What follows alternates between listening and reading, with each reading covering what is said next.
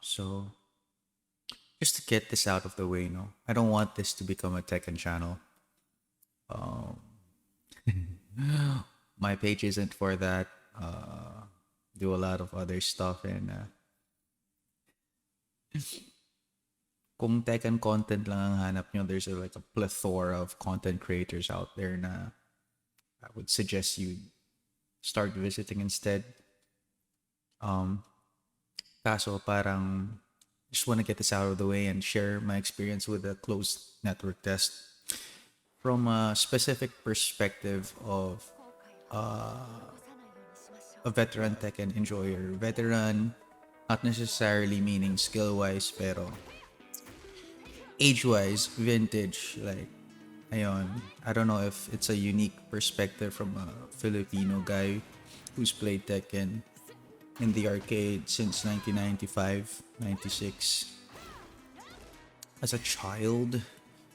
So, yeah, yun lang naman. I mean, I'm hardly parang a thought leader for the franchise. Pero, kasi I'd like to think Tekken is a uniquely, it's Tekken is uniquely ingrained in the in Filipino youth culture. You know, everyone's played it, everyone's made friends and lost friends through Tekken. It's got a special place in our hearts, I suppose. And everyone's hyped for this new installment. And we got a taste of that netong closed network test, no? So I just want to share my thoughts, my pros and cons, and the overall experience. First off, connection naman yung pinatest dito sa the last network connections naman and speeds ang pinaka intent, I think, for the closed network test, no? Obviously. Pero so ano yung experience natin dyan? I played you guys are gonna hate me for this, pero I tried playing via Wi-Fi and LAN. 5G Wi-Fi and a LAN connection. I chose crossplay, and my experience connecting and making matches sa Tekken 8 was so far was it was so. I had no trouble finding matching up with other players, pero recovered pa siya. Half the time it would get cancelled. Now, I don't know. My guess is hindi siya kasalanan ng rollback netcode. It was more of the people opting not to continue the match or disconnecting from the match because they would rather lab or practice their moves dun sa waiting lobby. During the match themselves, I did experience a lot of lag. No, maraming it looked like frame drops. I'm not sure if it was caused by performance or bad network connection. Pero yeah, it was noticeable. I did, however, lower yung graphics settings ko just to keep the game running at 59 frames per second. So the game did warn me na my machine at having an Intel i7 and NVIDIA 3060, it wouldn't be able to handle the video game at max settings, no? Which is unfortunate kasi graphics look good. I mean, watching other videos, it looked great, pero we had to compromise just to play and capture the game. So, in spite of it looking cool, siguro through your phone na kasi tsaka Instagram baka mas maliit while you're watching the videos, it might look sharp. Pero that's because I think the game implements modern post-processing techniques para ma-upscale.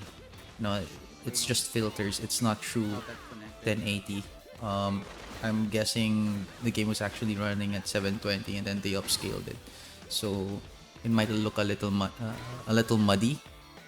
Yeah, it did look muddy on my monitor kasi. Pero through the phone, if you're watching my games, baka it looks sharp.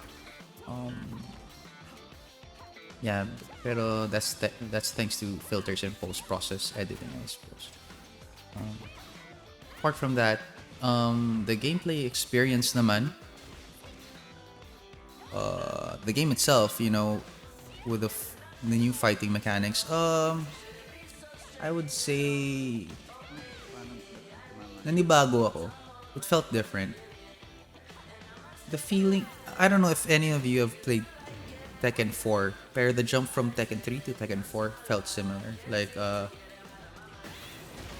think it's because of the new animations. The moves are hard to predict and they come fast and hard.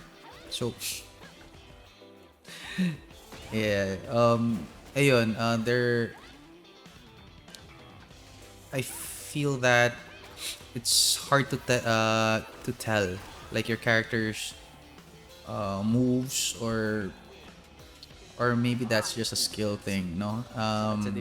I found it harder to read my opponent's moves. Pero I think The animations kalabo kasi ko si Better Fighter felt na unfamiliar to me in for spite some of reason sa mga down like strike. my history with Tekken. They look Sayang. different. It's hard to tell. Like I said, there's this uncanny valley, I suppose. Kasi they're coming, pero you can't tell if they were like they were gonna hit you with a mid or a low. Pero yeah, that's just wala. Dala na lang yan with every new game. Ganda. It's just the way it is. Kasi I guess we were so used to Tekken recycling their animations since Tekken 5. Ay, stupid Imagine mo mo block niya. Tekken 7 since Tekken Bagal 5 ko. have been recycling Sobrang the bagal same ko, bobo ko. Dapat green up ko na lang. skeletons, so to speak, no? So yeah, with these new animations, it's hard to tell how your opponent's attacking, lalo na that they're very aggressive. Everyone's super aggressive. They rush you down. That is the norm, and it's what's incentivized in the game. Destroy your enemy completely as quick as you can. Aggressive nga daw, diba? So play aggressively, and they do. People actually bunga their way into a victory, and not to say na they're mindlessly mashing. Everything's the opponents I fought, para naman silang the people I won against felt like they were learning a character and they were mashing, they were unsure. Pero the ones I lost to felt like parang they've optimized the combos na. I don't know how in that short time span. They'll fuck you up with the chip damage and bring you to the wall, and they know what to do, man. Everyone's a menace. They'll throw everything at you, like Claudio, Warang, Brian, Law. Ang hirap. They're so hard to defend against Xiao Yu. Oh god. Si Kazuya naman, though he won't rush you down with combos, I can't tell when the it damage starts, when it is begins. insane. The damage is insane. I mean, I'm sure you guys have seen videos of like his new move where he kicks you, ganyan. I think the command for that is down forward 3+4 then 1 Only 2. way to win. Ang lakas, sobrang overpowered, and a lot more like this when it turns into devil and Ay, nakalain mo nanalo pa. follows up with a laser with his flying kicks and his uppercuts. Man, it's galing. I mean, you had to give him those moves to level the playing field, because everyone else has all these. Parang their arsenal of combos will really fuck you up and overwhelm. Yeah. When it comes to presentation naman, I tuned down the special effects. Man, Not I only feel so kasi deserted it right now. could be distracting, pero I was afraid my PC couldn't handle everything going on screen. Music wise, I don't know, nothing really grabbed me apart from the character select music. I hated it. I'm sorry. I just anything with a whoa, whoa. I just find that cringy and corny, and I don't know. But that's just like that just comes to personal taste. I hate whoa woes and ooh woes Ay! in electronic and rock music. Ah! Kala mo I makaklats pa just ako dun. it's so it's just formulaic and lazy, I think. Pero that's just like, yeah, iba na yun. Di na yun sa game. That's more of music composition na lang yun. And personal taste. Uh, yeah, ano pa ba? Character Uy, designs, dami. everyone looks good, I think. Frustration ko lang is like, the dudes look great. Like, there's so many detail in their face and they look super masculine and giga-chatted yung cheekbones and yung jawline nila. Kitang-kita Ay, lahat. puta tumama. Pumuputok talaga yung mga Nga muscles. pala, di chip damage. The women still like look like anime. Yun yung frustration ko. Like, Ah, parang puta. kita mo yung Isa pa. disparity eh. Ang layo nung extra smooth face ni It's so Xiao tempting Yu compared to like to go his pag face eh. pinagtabi mo siya kay Paul na ang daming details na mukha. Like, yes, she's supposed Pero to look why young we and have to be pretty. There's patient, nothing bad with that. which I'm not You being. can keep these Fuck, they characters destroyed. looking attractive. Pero I think they're afraid Ah, na dirt. yung beauty standards na kailangan walang pores, ina-apply nila with the Durog ako. female models. Kaya ba Pero natin to? hindi sa mga lalaki. Play it So, smart. add more pores to the dudes. Pero dapat walang pores yung mga babae. I mean, ewan ko, personal choice na lang din ba yun? Pero yung consistency kasi nawawala eh. I don't think it takes away from the attractiveness of the characters if they add a little more texture to the faces ng mga female characters. Yeah, that's just my opinion. Apart from that, ewan ko, fashion-wise, magko-comment ba tayo? Tekken has always had questionable fashion, in my opinion. Parating wet look, parating shiny. Kita niya yung Pero mga this time downfalls ko eh. around, parang mas okay naman kasi bagay naman siya dun sa stages. Man, missed opportunity. I like Jun's Naduck ko na eh. clothes look great. Warang, ganda ng forma ni Warang this time around. Kazuya's new jacket, parang crocodile skin. Awesome. Okay naman. Jack, over the top. I can't wait for Yoshimitsu. Yun ang inaabangan ko talaga, yung tsura ni Yoshimitsu. It looks cool. Yes, so far yung mga hindi ko lang trip talaga yung itsura ni Paul tsaka ni Jack. So, pero it's at a point that's memeable, so bad it's good. So we just let that go and it doesn't really bother me naman that much. Ah, It's, Seed went if down 3. something's gonna be bad, Alright, at least make it funny. Yeah. So yun lang naman. It was a cool opportunity. One that I tried to maximize. Pero to be honest, on the third date, I had enough, dude. I just had enough. Naumay ako. Who would have thought naumay ako mag Tekken? And to be honest, that's the most Tekken I've played in a while. I play it every now and then with my office Woo, mates. nautakan ko siya doon. Even rarely so online or with my childhood friends. I used to binge that shit with Sina Al, my childhood friends back then. Pero wala, there's less time for Tekken and I'd rather play Oh my other God, games, to be honest. I'm cinematic pa. more of a single player Fuck campaign this. guy nowadays.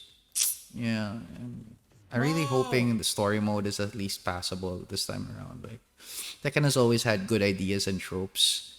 Like, on paper, parang, uy, cool yung story, pero execution-wise, it's always kind of dumb. And fighting games have never had cool stories naman to begin with. Mortal Kombat pa lang siguro yung embrace their cheese and somehow, I don't know, may element of cool pa rin yung Mortal Kombat. They get away with it eh. Yung sa Tekken mas mahirap kasi I'm not sure like tonally if they want to be taken seriously or not, or mahirap yung sa Tekken. Hirap seryosohin, tas hirap madala. Pero yung driving force talaga is the machine of family conflict. So I'm curious how they're gonna go about it. Kasi Kazuya, as cool as he is as a villain or anti-hero or protagonist, zero personality. Zero personality. It's like he's cool when you don't know anything about him. Para siyang Vegeta eh. Pero I wonder if I don't know kung anong gagawin nila sa character arc. Jin even more so, I find like siya yung try-hard anime cool guy eh. Kaya I can't get on board with him. Kasi you know, the theme of like, power corrupts. Nangyari din sa kanya even though he had good intentions. He doesn't want to be like his father. Pero he fucking started a world war. It's a mess, dude. I don't know how they're gonna... Yung redemption arc niya, how it's gonna play out. It's so dumb. Anyway, I mean... Hindi ko nga alam ba't umaasa pa ako sa magandang story when it comes to Tekken. Pero I hope at the very least it's entertaining. And I hope it's better than the Netflix thing. That was weird. Yeah. Anyway, yun lang. I've droned on for quite a while na. Haba na nung recording ko. That's about it. Maybe I'll post some Tekken clips from time to time, pero for the most part, yoko na muna. Yeah, I've had my fill. I'll return to playing some Final Fantasy 16. Maybe some other indie games. I enjoy playing games na di masyadong nabibigyan ng spotlight. Indie games and weird shit. Maybe I'll post some of that. Pero that's about it. Maybe more slice of life content coming soon. More art, more music. And as for Tekken, that's about it. So, yun lang. Arrivederci. That was good. That was fun.